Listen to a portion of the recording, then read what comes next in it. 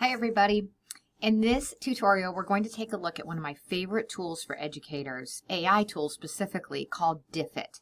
And that is short for differentiated materials.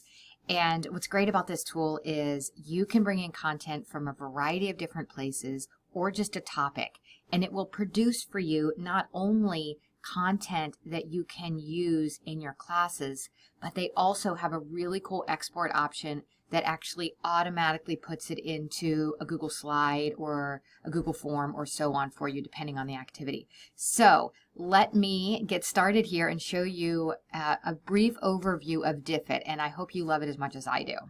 Okay, the first thing you should know is that you do have to create an account for this. Like almost all of these tools, Google is one of the options. So I'm going to mention again, as I have in the past, that it's a really good idea if you want to try out tools. And my suggestion is to create a separate Google account where you can sign up for all of these tools under that account, and then it's not overlapping with your personal account. So that's what I've done. So I'm going to click sign in here, and you'll notice that we've got a couple of options here, Google and Microsoft. I'm going to go ahead and use that same Google account I just mentioned. So let me do that now. Okay, I am signed in here. You can see in the upper right hand corner, I am signed in. And we'll go ahead and take a look here at all the different ways that we can bring in resources to this tool. So we can give it a topic here. We'll probably actually try that just to get us started. You can bring in here an article, a PDF, or a YouTube video with a link. You can copy and paste text or upload a PDF that you want to base your activities and your content off of, or your content that it's going to create off of. Or you can start with a vocabulary list up to 10 words. This might be especially helpful for younger learners if you are teaching vocabulary words or sight words, and you can pull up to 10 of those in there.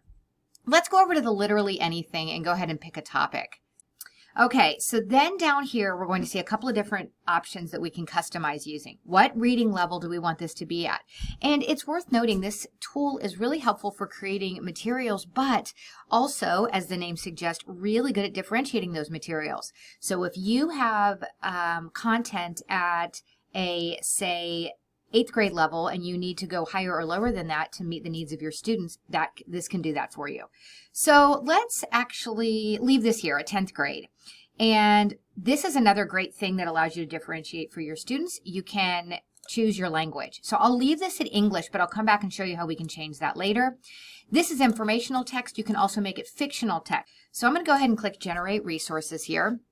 While it's doing that, I'll just mention that I am on the free account. Almost all of these tools have a free option as well as a paid option. So for this tutorial, I'm using only the free option.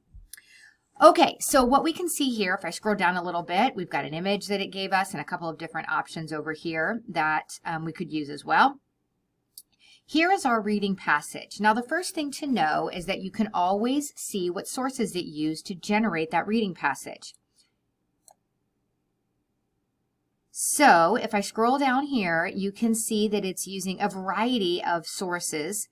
But if I wanted to edit these, let's say for whatever reason, I did not want it to use this resource.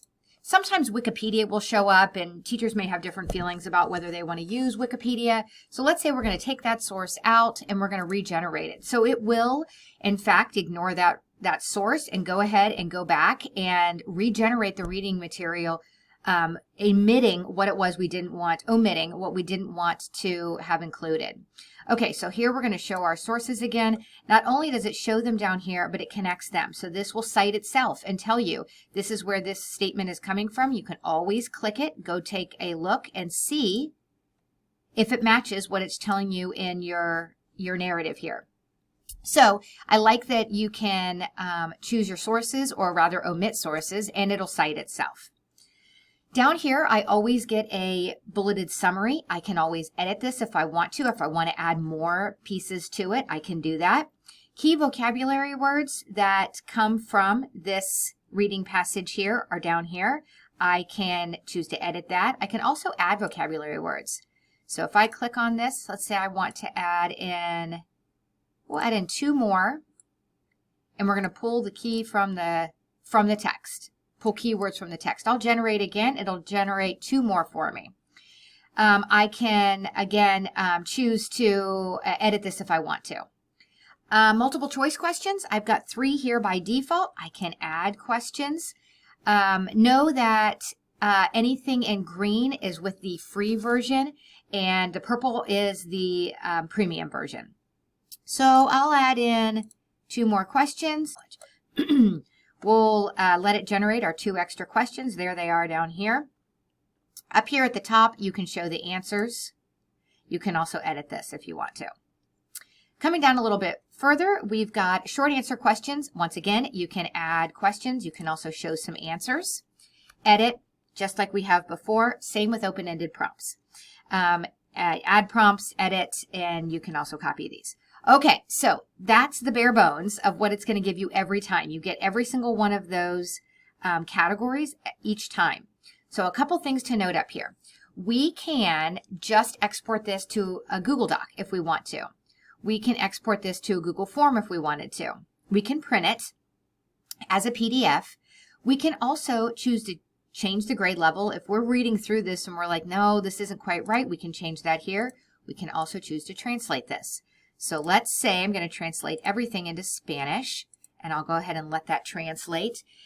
While it's doing that, I'll mention that every single thing that you create inside of Diffit is stored inside of your My Resources. I'll show you that in just a second. So you can see that we have all of this translated now. I will tell you, I was in a training with a couple of Spanish teachers, and I had them double check all this for me, and they said this did an excellent job. Okay, so let me jump over to My Resources for just a second and show you that everything we create is saved right inside of here. So here's my Spanish version, here's my English version. So I'll go back to my English version here that I was working on before. What I want to show you, in addition to all of this, is we have student-ready activities that you can export all of this into with the click of a button. So you can see here, there are 3 that are highlighted here. I'll go ahead and choose the Get Student Activities just so you can see a little more clearly. These are laid out by different categories. One thing to keep in mind when you look through here is you can see some of these are free this month. And looks like we've got 4 of them. Some of, oh no, more down here, that we can use for free. And some of these that don't say free this month, you do have to pay the premium version for. But they kind of change these around depending on what's available. You'll see that you'll have plenty of options to choose from. So let's go ahead and just choose one of these. Let's do a 3, 2, 1, what I learned. So I'll go ahead and click on this. And then what we're going to find is a bit more information about it. That's coming up here in the middle. It's going to show us kind of what that's going to look like. We can customize it here. I'm going to go ahead and just export it to show you what that looks like.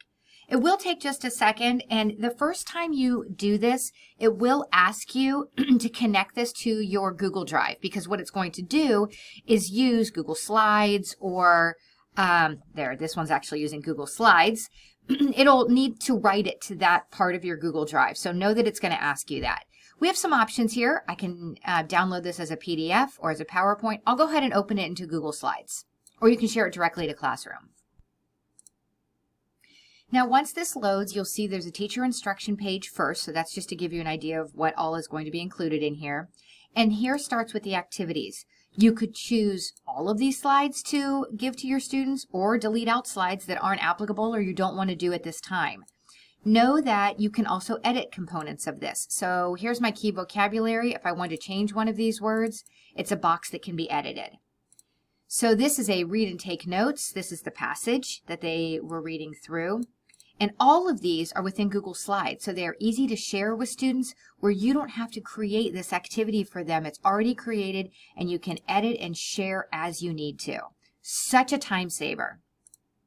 Okay, I'll come back over here. So what I need you to know is that you can generate materials based on a number of different ways: a topic, article, YouTube link, text or PDF, or vocabulary list. Those can be informative or fictional. You can choose your language and your reading level, and those can also be changed once you've generated your resources. Your resources will be saved under My Resources, and a list of the activities and things you could do with your students are inside of here as well.